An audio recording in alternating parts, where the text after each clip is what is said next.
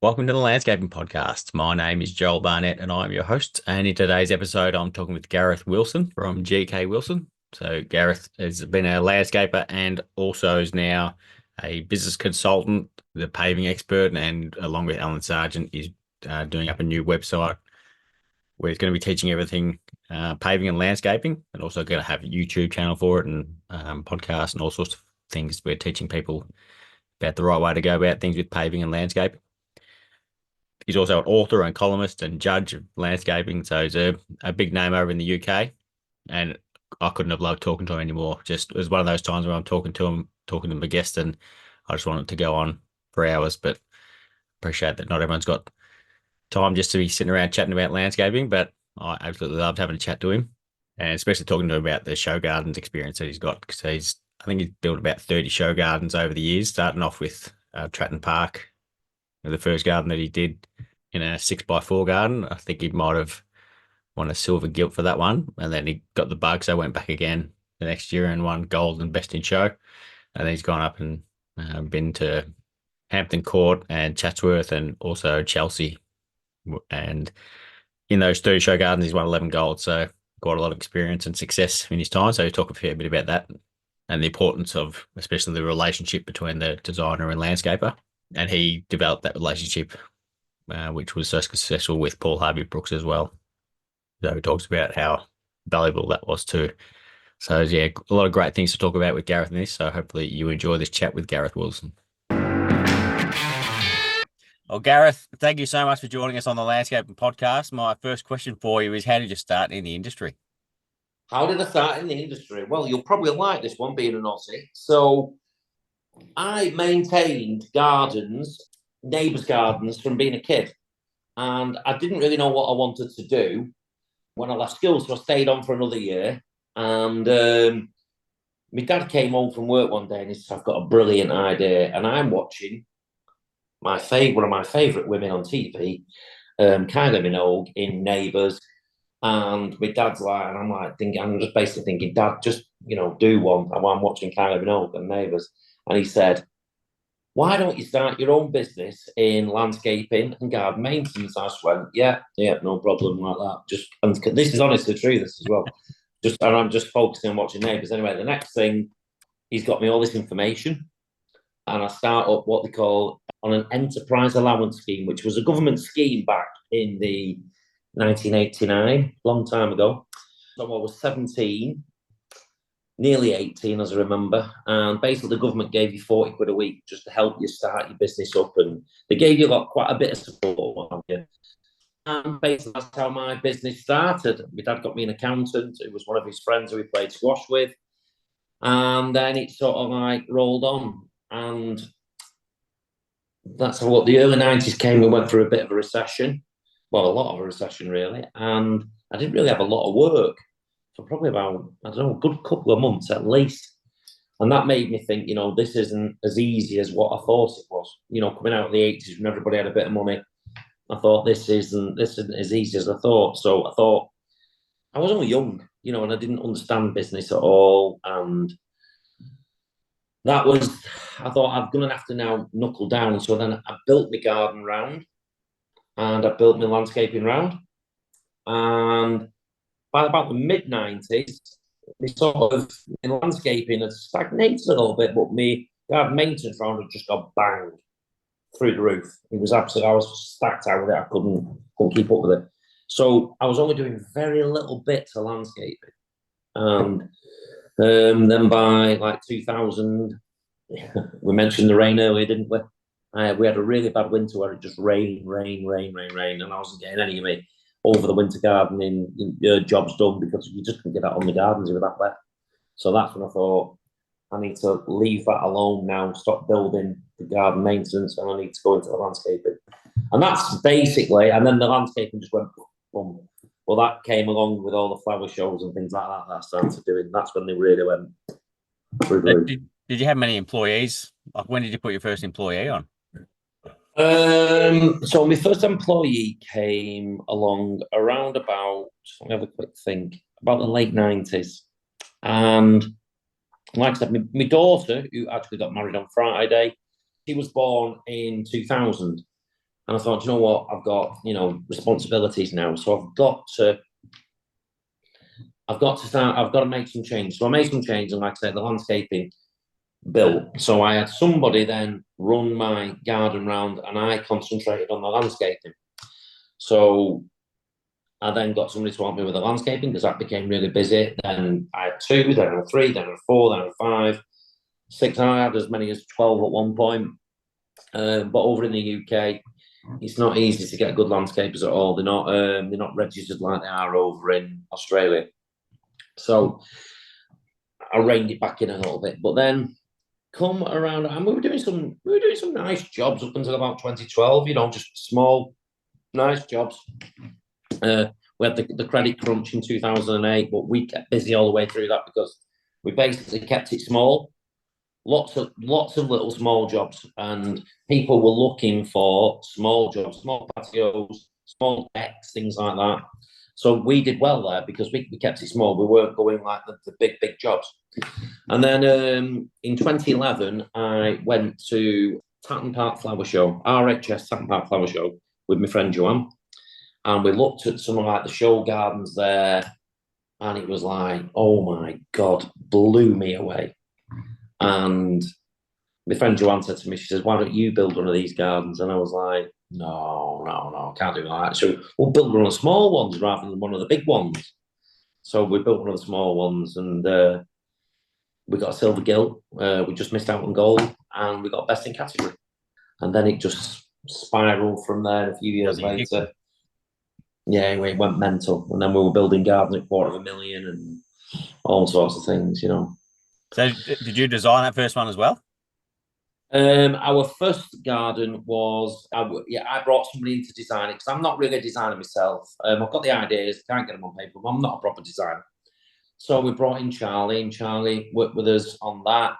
And we brought in a plant supplier.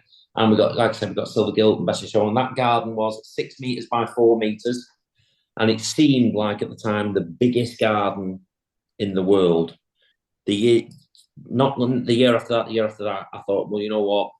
That's not a gold medal. I want a gold medal now. I've got to have a gold medal. And so we had another go. And of course, it was self-funded again. And I brought a different designer in this time, Caroline. And she helped me get the vision of what I wanted to achieve. And we got a gold and best in show. And then that was at Tatton again, because Tatton's very near to us. And then we got asked to build a show garden at Tatton, but a big one this time. So this was like 22 meters by 16 meters, I think it was. Was it 16 meters? Probably about 15 meters. Anyway, and that was like massive. But it was the opportunity to work with Paul Harvey Brooks, who's a world-renowned garden designer. The garden was sponsored by Perennial.org, who were the horticulture charity for the UK, and they were celebrating, I think it was 175 years at the time. And we met Paul, and Paul really liked us. We got on. We got gold, best in show, best construction, and I think we got People's Choice Award as well, as I remember. Anyway, and then it spiraled, and Paul took us then on a journey we went to Hampton Court, which is like the second biggest flower show in the UK. And then the dream came, and we got a gold there. And then we just get this right. But then we're at Chatsworth. RHS shows then started up at Chatsworth, which is a very big stately home. And we got gold, best in show, best construction there. And we built a show garden there in 2017. There was 503 square meters, and we built it in 2 weeks.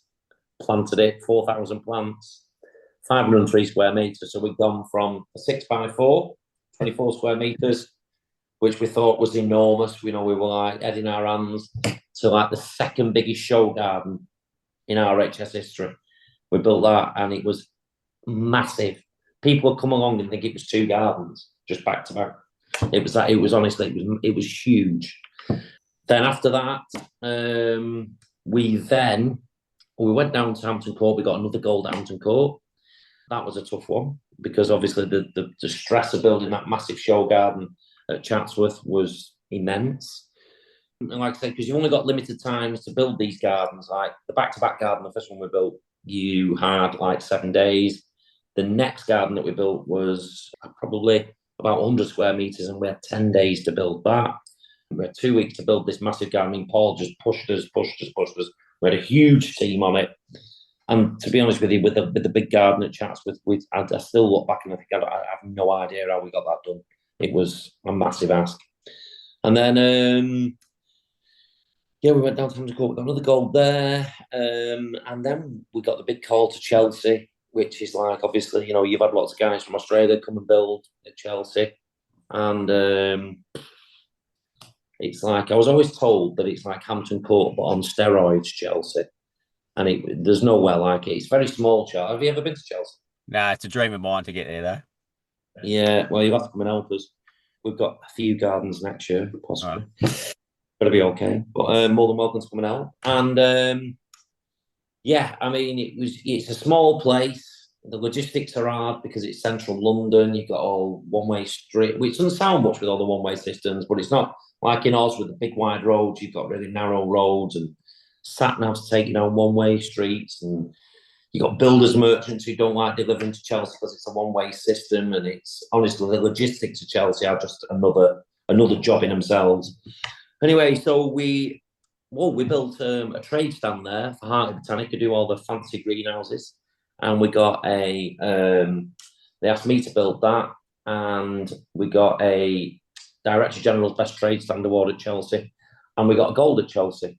So obviously there was quite a big celebration. And then we were at Chelsea the year after. Me and Paul had a little bit of a difference of opinion, shall we say. We had a bit of a fallout. And by 2021, we were friends again. We'd both been through a bit of a rough ride mentally. And then we started up again with Paul. And at Chelsea last year, we got a silver gilt, which was the first time in the 7 gardens that we've built with Paul, the first time we've got anything less than a gold. Now, I have to say that, Paul is just, having worked with lots of other designers, Paul is just the next level.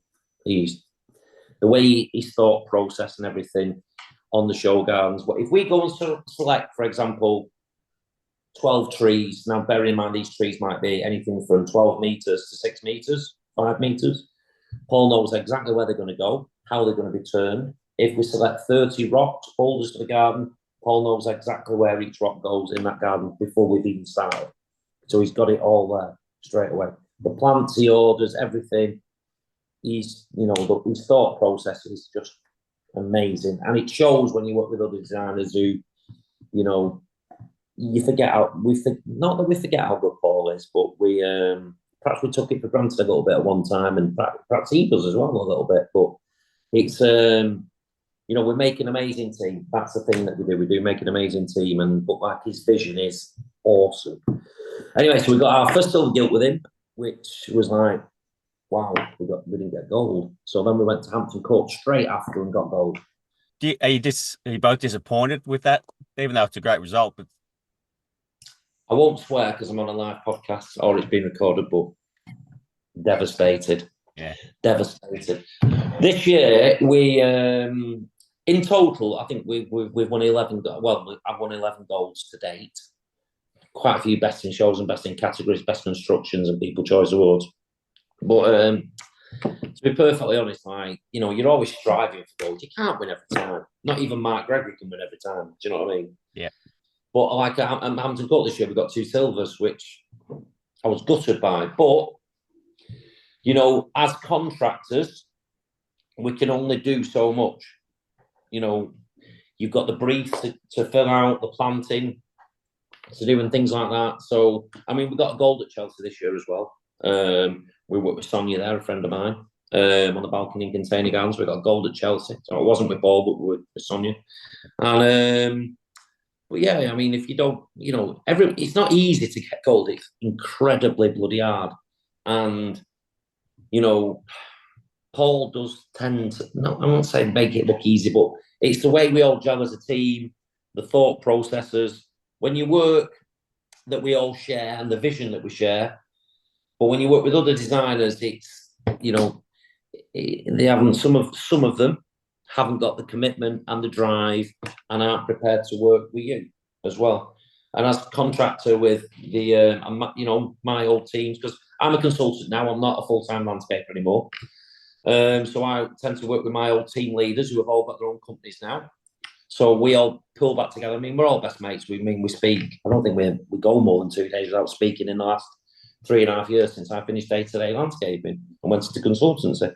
So, and I work with other teams as well, like my friend Herman from Acacia Garden, who I work with Hampton Court this year with.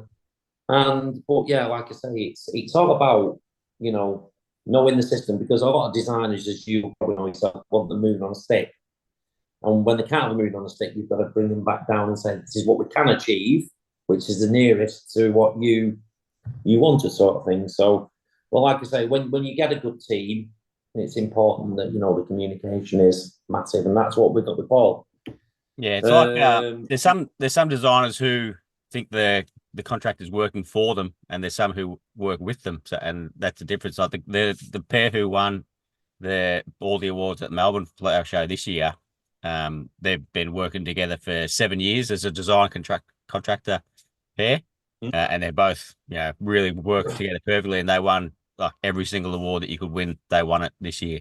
So it makes a big difference. Very important. Very, very important for me. I mean, that tells me everything why they've won. Because they're like that. They've worked. Me and Paul have worked together, and me and my lads, my mates now, aren't they? Not my lads, really. They're my mates. And we've worked with Paul now for, apart from a little break, for 8 years. No, sorry, 9 years now. 9 years. So, and we understand, each other's moods. When things aren't quite right, you can tell by the look on my face, or I can tell by the look on his face, and but we've always got a solution for a problem. So we try and mitigate with the planning for Chelsea Gardens for next year, we started, this is for 2025, we started like in March this year for 2025 planning. That's great. So, yeah, mental. And that's several gardens that we're looking at for next year. So whether we get them all, I don't know. But it's honestly the planning that goes into it, you wouldn't believe. But I've just written an article because I have a monthly column in the Pro Landscaper magazine, and what's really annoyed me this year is there's in the media, at the BBC, in newspapers, magazines, there's no mention of the contractor, no mention at all. So, and it's like, well, hang on a minute, they can't build that garden on their own, and to be perfectly honest, well, I'll just say how it is, those some of the garden designers, some,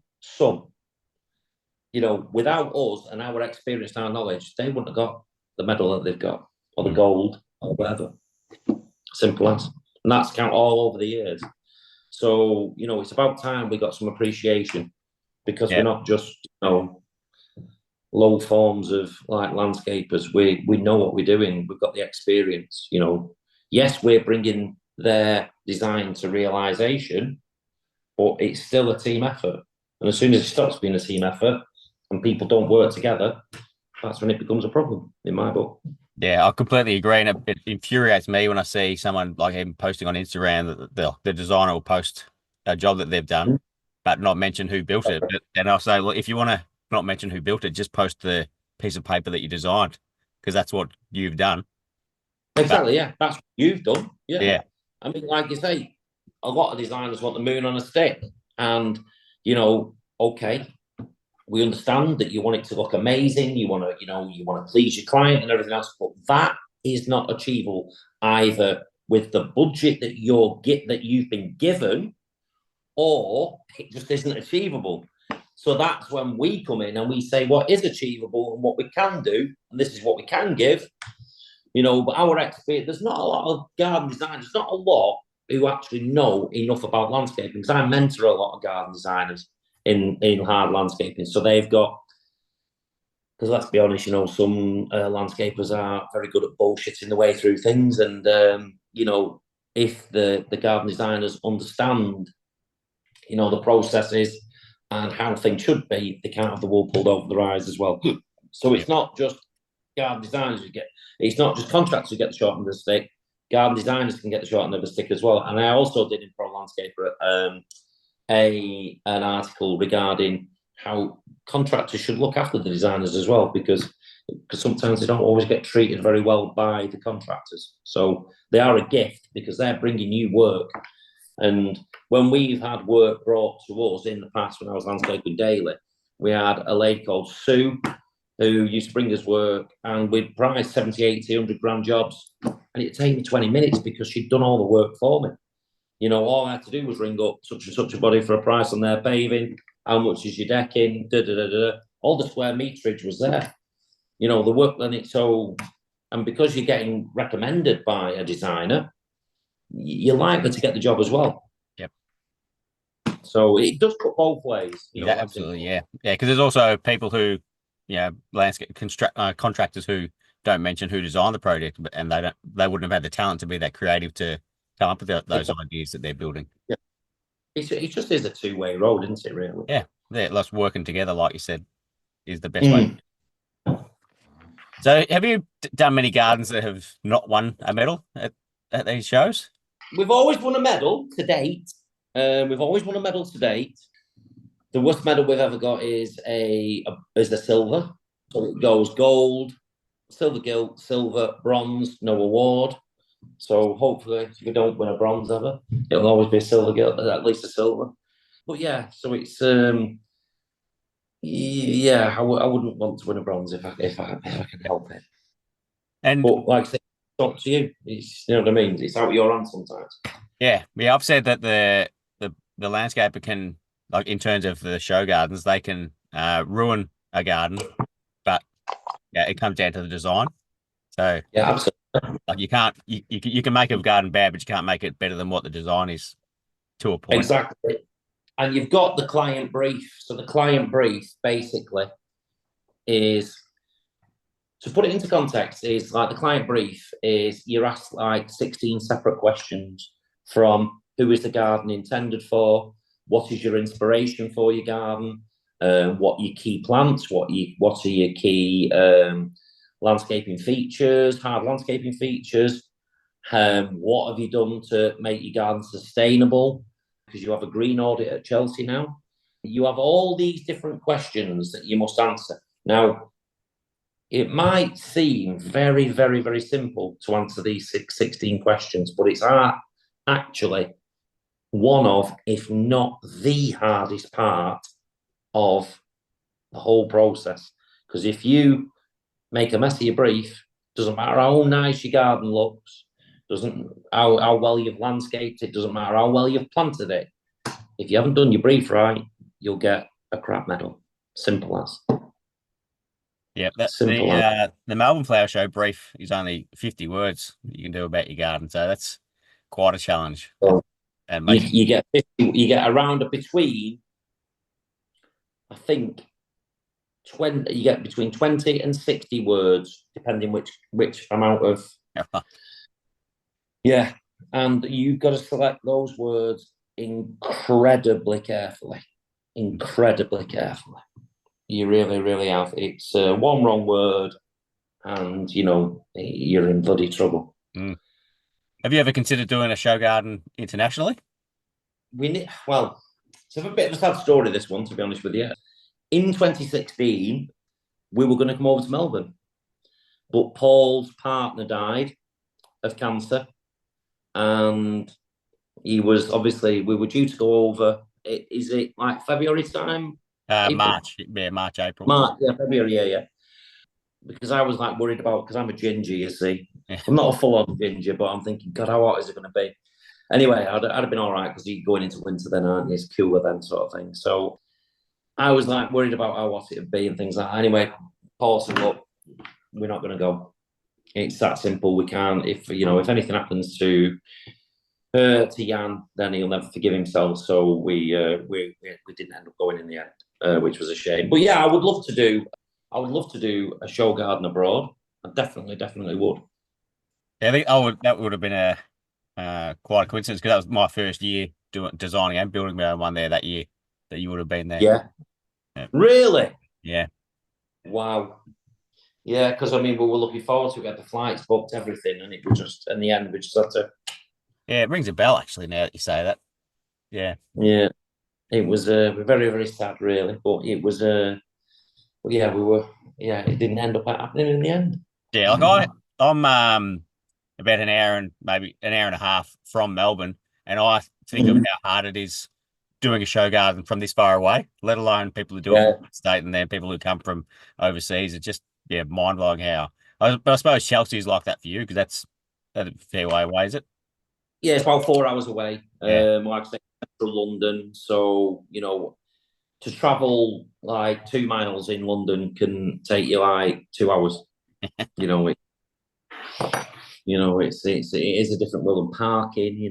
It's unbelievable, and the ULEZ charges and the sat navs. Like Google Maps has this nasty habit of taking you down one way streets as well, so you get massive fines as well, and everybody's pipping at you. And not a place I'd like to live, London. I'll be honest with you, not a place I'd like to live. Think that. And you mentioned that you've sort of stepped back from the construction side of things. So when did that happen? Well, there's a bit of a story behind it because sort of 2019 came. I dislocated my knee again. It was about the 10th time. I then got bronchitis. I then got pneumonia. So I was like really ill. And then my doctor said to me, basically, my doctor's a mate of mine as well. He said, look, you need a month off work because you are bad. So anyway, put me on these antibiotics. And I was going to Chelsea. I said, well, I just said to him, yeah, I'll be fine. I'll have a month off. Anyway, I didn't. And I went straight to Chelsea working like 14-hour days, 7 days a week in all sorts of weather, hot one minute, pouring down the next. Anyway, I come back from Chelsea and we were going to Chatsworth and we were building a small garden for my friend Ray Wilkinson. And she won a gold, best in category as well. But I was like halfway through that, I was like, I couldn't even. I was so ill, and I was so run down. Anyway, I went to the doctors, and the doctors said, like, what did I tell you? I told you to have time off, and I said, well, going to Chelsea, you knew I was, and he went, well, I didn't think you'd fucking go that, and I said, well, I had to do. So anyway, I physical, mental exhaustion. So he put me on antidepressants, and he said, you have got to rest. So I had to rest, and then this is not the end of the story for 2019, unfortunately. I then went working down in Market Harbour. We had a big contract down there, big job that came off, and it was a beautiful job we did. We have Lyme disease. I don't know if you have Lyme disease in Australia. It's carried by ticks. I've heard of it. Yeah, anyway, so I got a bit of a tick, got Lyme disease, which I caught in time. It didn't manifest itself. But again, my doctor, my wife said to me, because my wife's best friend, her husband got Lyme disease before it was recognised as a disease in the UK. It was recognised in Germany and in Canada and, other countries, but not in the UK. So he couldn't get any help for it. So it cost him thousands and thousands of pounds to get treatment abroad for it. Anyway, so I ended up, my doctor said to me, right, get to the surgery now. I've seen the picture. Catherine sent it me. Get in here now. That is definitely Lyme disease. I want to have a look at it. So we had a look at it and he went, yeah, get in now.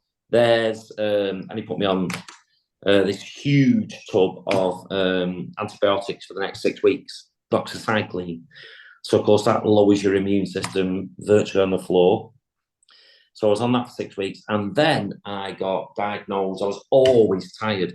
So I got diagnosed with 3 sleep disorders, which was restless leg syndrome, periodic limb movement, and very slight sleep apnea. That wasn't really a problem. So then sort of like COVID came in. And when COVID came in, you weren't getting to see doctors in the UK.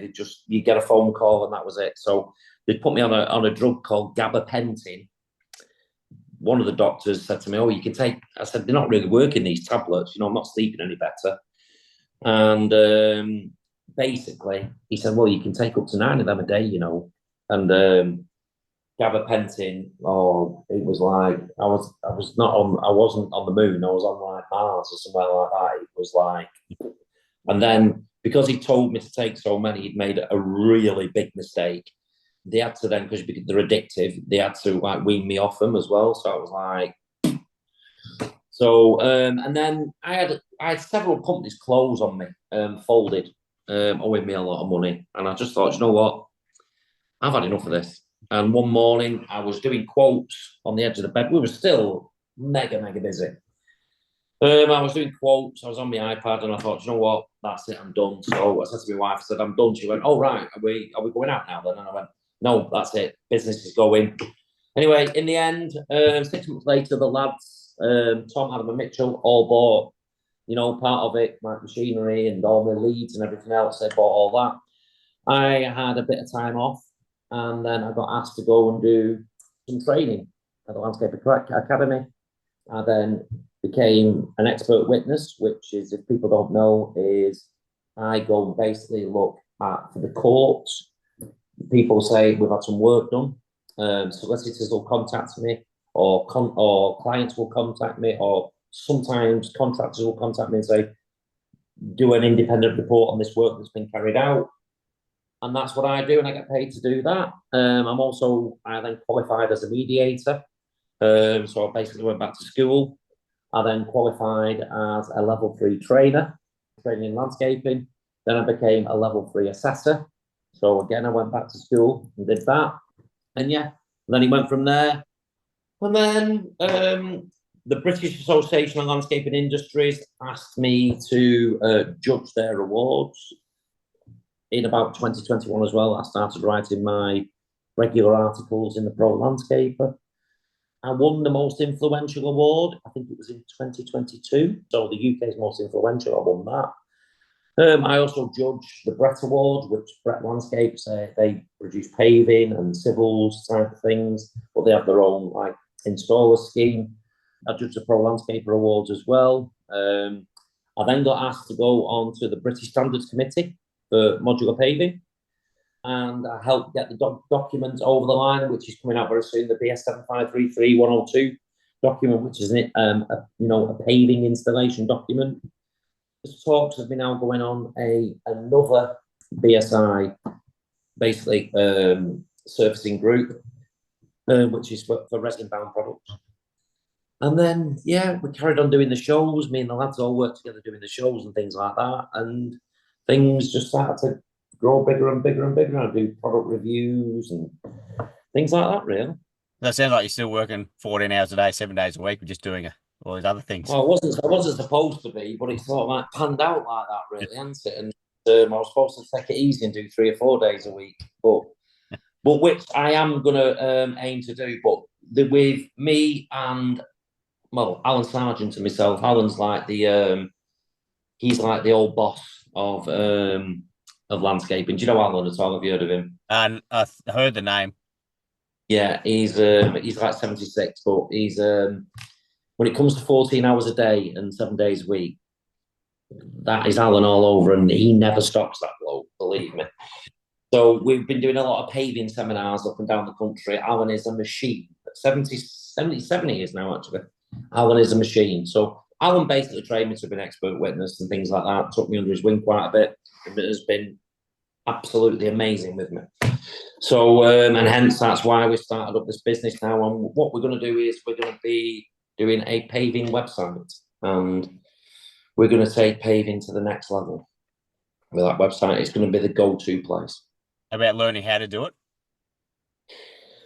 Basically learning how to do it, but not just that. We're going to do podcasts on it. We're going to do installations. It's going to be like for specifiers as well. For like, so do you have Flow Point in Steintech in Australia? The Flow Point, So it'll be all stuff that I work very closely with Instamac, who make Flow Point and things like that. So, but it'll be anything installing any different types of grouts using, for millboard. I know you have millboard in Australia, so everything like that. We're going to get a YouTube channel together. We're really going to go to town on it. Awesome. And give it and it's going to be the go-to place. We're going to get plenty of sponsors on there as well, all different paving products, and that's going to be the place to go. And how many crew did you have when you shut the business down? So was there 3 main guys? There was the three main landscapers, and then there was about six, five or six labourers. Yeah, Yeah. yeah, about 5 or 6 labourers. Were you able to do it in that time frame, like to step away pretty Not quickly? really. No. No. I never stepped away. It was always full on. We were that busy. It was like it was just mental. I was pulled pillar to post, and to be fair, I created a lot of those problems myself. The hardest word in the world to say is no, and I was not very good at that time. And I was always chasing something bigger, something better, but with me being ill in 2019 constantly, I was hardly in work at all. So the business suffered that year really badly. And like I say, I was on the settee in there on the couch, and then I could hardly walk to the bottom of the garden. I was absolutely exhausted. So it was, yeah, it was. 2019 was a big wake up call because for me, I had all these lads working for me, and obviously they weren't paying, but they were a little bit directionless.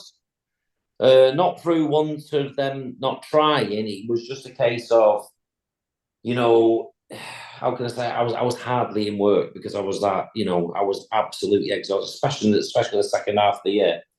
So it was the business suffered that year, and like I say, things just started to get, and I just thought, you know what, not for me anymore, not for me.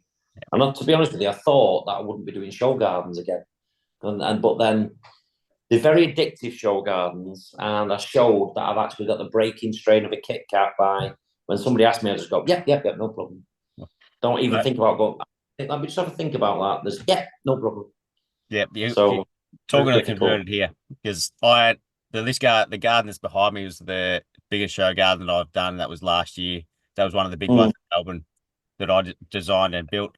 And then mm, like I spent way too much money on that. And then this year the organizer rang me up saying, "Well, we've got this garden," because like I said, there's no way I can do it again. And they said, yeah. "We've got this garden. Do you want to be a part of it?" I said, "No, I can't. I can't afford to do it. I'd love to, Mm. but just can't do it." And then I hung up, and I sent him a text message saying, "What's involved with it?" So, Yeah, yeah, I was yeah. back there again, but just in a small, really tiny, tiny role, which is good because I like to do that, so be Mm, part of it, but not have to have the yeah, commitment. So I know completely what he's talking about. yeah. That's it. The old breaking strain of a Kit Kat. Yeah, Yeah, no problem. Yeah. It is hard and it's addictive. And, when you're a winner, you want to win, don't you? You want to get back on the scene. And, you know, um, probably the most famous garden designer in the UK who basically brought garden design to the forefront is David Stevens, who is one of the nicest blokes you will ever meet. Incredibly interesting and intelligent, and the stories he can tell you are unbelievable. And David still wants to get back to Chelsea. I don't think he's built a show garden at Chelsea now since 2002 or three, and he's 70, he's the same age as Alan. Alan's built loads of show gardens at Chelsea, but Alan, no way he doesn't want to get back in that. But David Stevens, if you asked him now, we've got a show garden at Chelsea, do you want to design it? He would be there like a shot. And I could pretty much guarantee, well, I wouldn't say he can guarantee it, things have changed a lot, but he would change. He'd be there or thereabouts for a gold. His record is second to none. He is unbelievable. So 77, he would 100% he would bite somebody's hand off to get back to Chelsea. I know he would. yeah. Even with all that success, yeah, it's crazy. Yeah, always. But David, like I say, is I walked around Beaver Castle with him, which is a huge castle in the Midlands, and he just discussing all the architecture with him and just listening to what he had to say about things. It was like mind blowing, absolutely mind blowing. I learned more in about 2 hours than I'd learned all year from Yeah, David Stevens. Unbelievable. yeah. And the people like that, like they haven't learnt that from anything. They've just got that talent. Like they're just naturally like that. Absolutely. I mean, like I say, David in the like the 70s, 70s, 80s, 90s, he just an absolute bloody legend. The bloke is just like I say, I mean, so interesting, so clever, and his vision and everything is like second to none. Second to none. With Chelsea as well, have you noticed it changing a lot over the last probably 3 or 4 years, like compared to when you first started there? Yeah, yeah, I have. Yeah, I mean, how the RHS want the planting to look has changed. How you've got the green audit now, so they're massively, massively pushing you away from concrete and cement products. Yeah, and they're wanting you to be as sustainable as possible, and you're marked on your sustainability of your garden as well. They also want the gardens to be relocated, whereas in the past, which they're absolutely right, some of it was like ended up in a skip. Yep. But when it has to be relocated, it's also adding to the budget. So it's making life harder. That's for sure. Especially as I think there was one concrete company that was a no cement concrete company in the UK, and that's gone. It didn't make any money, so it's closed down. So I know there are geopolymer mortars now that are coming over from Germany and everywhere else, because basically Germany are the world leaders of paving. To be honest with you, to become a pavier in Germany, it takes you 5 years, and to become a master of paving, it's another 2 years, a Meister. So the Germans have massively got it. We're miles behind Germany. Yeah. We're doing things now that they've been doing for 20 years. Yeah. But yeah, things have changed drastically at Chelsea. Personally, I think they're going a little bit too far. It's not always realistic. I think they need to just find a little bit more of a middle ground. But it's made life difficult, definitely. Is the judging going more toward the softscaping as well? Well, basically, the hard landscaping is like only a small part of the judging. But I mean, at the end of the day, it's a flower show. Yeah. You know what I mean? It's not a landscaping show. So the planting design, the 3D layout, the plant association. You wouldn't have like say a weeping willow, which loves water, next to say a eucalyptus, which will thrive in dry conditions. You know what I mean? So Yep. there's all that type of thing. There's lots and lots of different marking criteria for the. I mean, I can send it to you over at one day if you want as well. I can email it you over, and you can just see the different criteria for the judging as well. And I can send you over a brief as well. You can have a look at that. Yeah, a bit more of that. Yeah, It's I was talking to another Australian who went over to work with Kate Gould last year, I think it was. yeah. And he was just talking about the insane details about how she's placing plants on it. If they're under a tree, they're on an angle because that's how they would grow to get out from under the tree to the sun. Like just Well, yeah. I mean, they've had some very, very interesting trees at Chelsea as well recently, where they've had like you were saying there, geotropism, where they've fallen over and then they've started to like sort of like grow like that. Yeah. They got a bit like a banana sort of thing, where they've gone down, it's altered the sap floor, and they've started to grow back up again like that sort of thing. So, but yeah, it's how the plants would grow in their natural environment. So if you've got like a plant that forms a clump, don't dot it about. They call it bird shit planting. So if you've got a plant that forms a clump, grow it as a clump. Do you know what I mean? If you've got plants, say Pachysandra, which spreads with stolons underneath the ground, you wouldn't expect it to keep a nice little clean, like mound, would you? It would be popping up in other different areas and things. And so if you've got a rigeron or something like that, that would seed in walls, and it would seed, here, there, and everywhere as well, and in paths. So they want it to look natural as possible, but they also don't want it to be too stuffed. So James Alexander Sinclair, who's the head of judging, he says they're looking for the leaves to be basically just touching like that. Yep. So it's not too stuffed together. Yeah. Got time, room to grow. Yep. Yeah. A very, very fine line. Very fine line. Yeah. Well, yeah, that's the thing though. It is the best garden show in the world, so you want to have those high standards for it as well. You don't want to just accept mediocrity for it. No, you don't. No, you're not. You're not there. Nobody's going there, are they? Just to enjoy the experience. Everybody's going there to win. Yeah. You know, if you came and worked, for example, with me and my team, right? You'd be part of our team, and you're there to do your best. You want to win. Do you know what I mean? You're not there just to enjoy the ride and admire the scenery, are you? Yeah. Simple as. Yeah.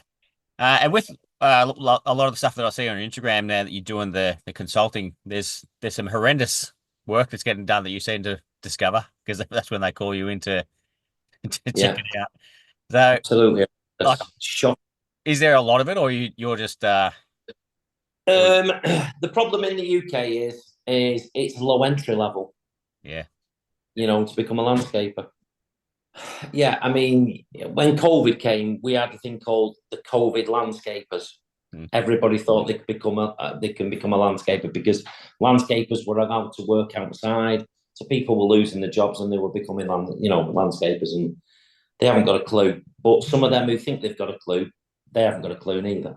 And the problem in the UK is we've now got a British standard that covers domestic paving, which is the one I've been working on. And how can I say the skill set of landscapers is growing and growing and growing. So obviously, 20 years ago, you didn't have composite decking. Now you've got loads of different types of composite decking, from your mill boards, down to your cheaper end stuff, which comes from China, which I'm sure do you get that over in yeah. There's heaps of different types. yeah. Yeah, Yeah, and it's crap in it. You know what I mean? It expands, contracts, and it splits. And they're using like lower grade plastics now, but they've all got different installation. Well, not all, but a lot of them have got different installation methods. So you've got to learn those different installation methods, and say we're paving and that now. It's not stopped raining here for like I said before for like nearly 12 months.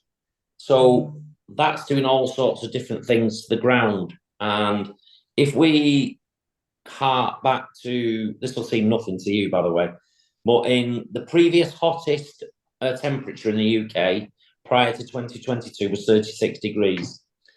In 2022, at Tampa Park Flower Show, we had 44 degrees. So that's an uplift of 25%. So that is basically on clay ground, it was ripping paving apart. Once it contracted, it was ripping patios apart. So people are now, and then since then, it's basically never stopped bloody raining. So contractors now, they're very, very stuck in the ways. I've been doing it this way for 20 years. Why should I change? And I've never had a call back for 30 years. And and the common reply to that one is, well, you must change the number after every job then, mate, because everybody gets a call back. One of the paving slabs has got a chip in it or whatever, or the water is, the water feature's losing a bit of water. Can you just come and alter the flow rate? Whatever it is, everybody's got a call back. I don't care who they are. And if you haven't, then you're lying in my book. yeah. So, but landscapers are a funny old breed in the UK. But it's mainly due to the low entry level, unfortunately. Yeah, it's like everything you're saying is exactly the same here as well. Like it's Is it really? absolutely, yeah, yeah. Like anyone can do it, and there's a heap of different ways to go about it as well. Yeah, yeah. Do you do much paving on a concrete slab? Like, do you do any of that and then pave on a mortar base? Uh, you see, yeah. I mean, if you go into the public realm or into commercial pavements, the subgrade will get tested with what they call the CBR test, the California Bearing Ratio. Do you have that in Australia? Probably, but it's probably more in like a commercial world. Yeah, for commercial. So when I do my seminars, I will say to people basically, if you design the British standard, so if you're laying a patio, for example, or your pavement outside or whatever, they'll test the subgrade, the strength of the subgrade, and then you'll get a CBR reading, and obviously they'll do it in several different areas, and they'll choose the lowest CBR reading.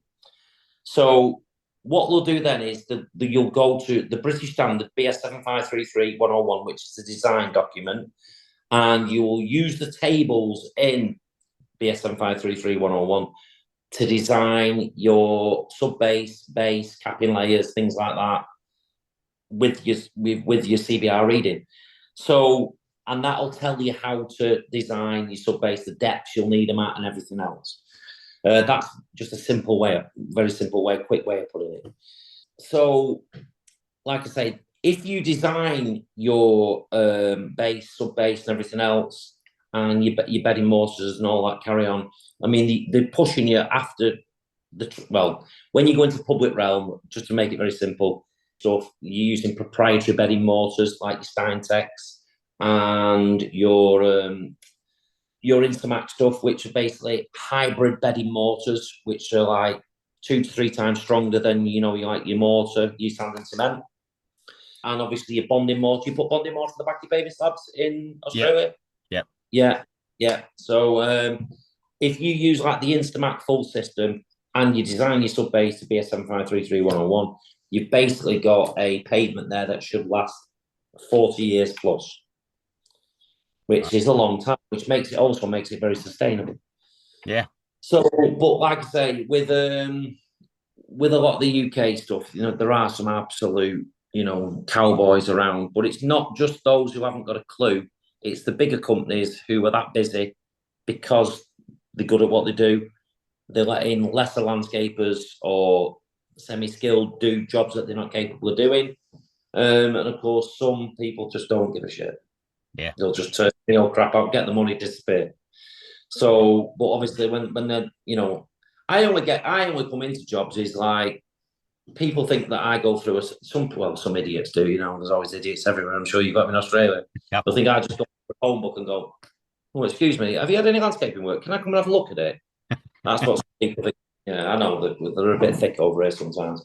And but basically, I'll go over and I'll just give my independent opinion on the work, that's been carried out, and I'll write it to court rules.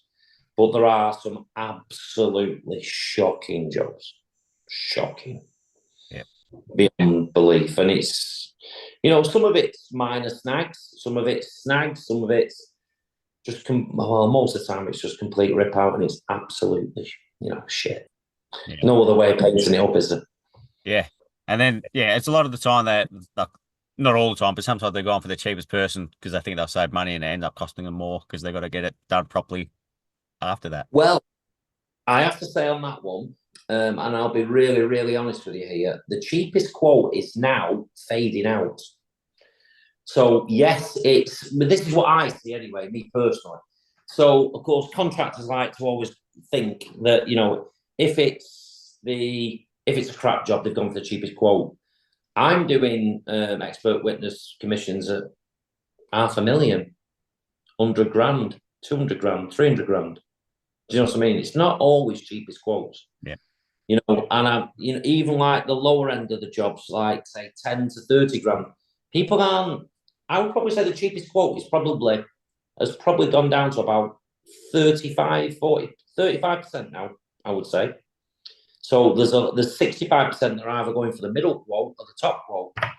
And some clients will just pay a premium to have a top company come in, do the job, no mither, so you won't understand mither, no problems, just get on with the job, don't bother us, get it done as per design, and they'll pay a premium. And we're talking in London where there's loads of money, they will pay like 40, 50 grand just to get the job done, and the clients just don't get any hassle or problems.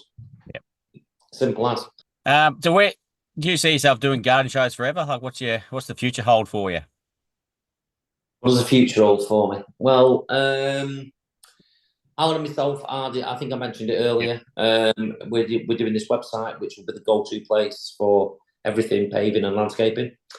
And basically, that is what I'm going to be putting a lot of effort into, because Alan and myself wrote a book earlier this year as well, which has done very well, paving in homes and gardens. Alan's sort of like put a bit of a twist on it of how he used to do it, and I put a twist on it of how we do it these days, sort of thing. So, and we're trying to get a little bit of funnies in at the end and some bits and bobs of other stuff as well. And it's a very informative book. It's a good book. But the new website we're going to do is going to hopefully be a game changer, an absolute game changer. Yeah. So with that, that's what I'm looking to do in the future. Garden shows wise, what I've learned from this year is I need to be more picky of who I work with.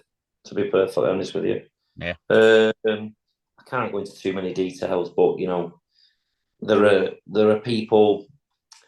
As I've got older, my patience wears very thin with people who won't listen and won't, you know, they think they know it all, and so I have to be. I'm gonna be a lot more choosy with who I work with.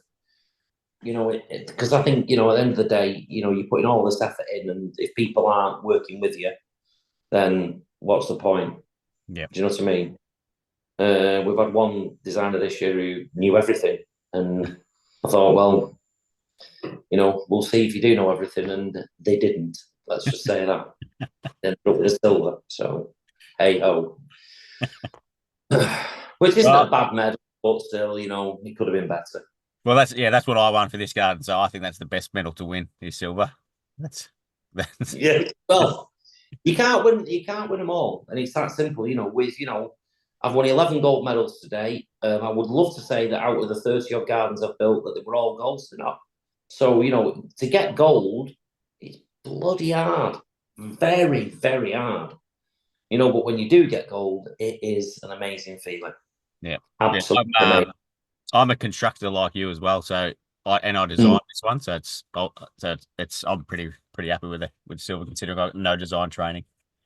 No, well, listen, that is it's some going for your first design and build and everything else, and it is very costly, as you know. Yeah. You know, so if you first design and build, I mean, I'm assuming it's not going to be your last, neither is it? Probably unless I can find some sort of sponsors to pay for it. I think it'll come along, and you know, it'll always be at the back of your mind. Yeah, It'll always I be at the already back. have ideas. I think, I could do this and that. Yeah, yeah, I'm sure you are. It's the addiction, and it is massively addictive. Yeah, You get drawn in, and it doesn't take much for you to go. Yeah, yeah, yeah. Well, can't thank you enough for coming on, Gareth. Absolutely love this chat. thank you, I've Bobby. gone on for hours, but yeah, absolutely love what you do. So thank you very much for coming on and sharing your story. Thank you very very much for having me. I've really enjoyed it. Thank you.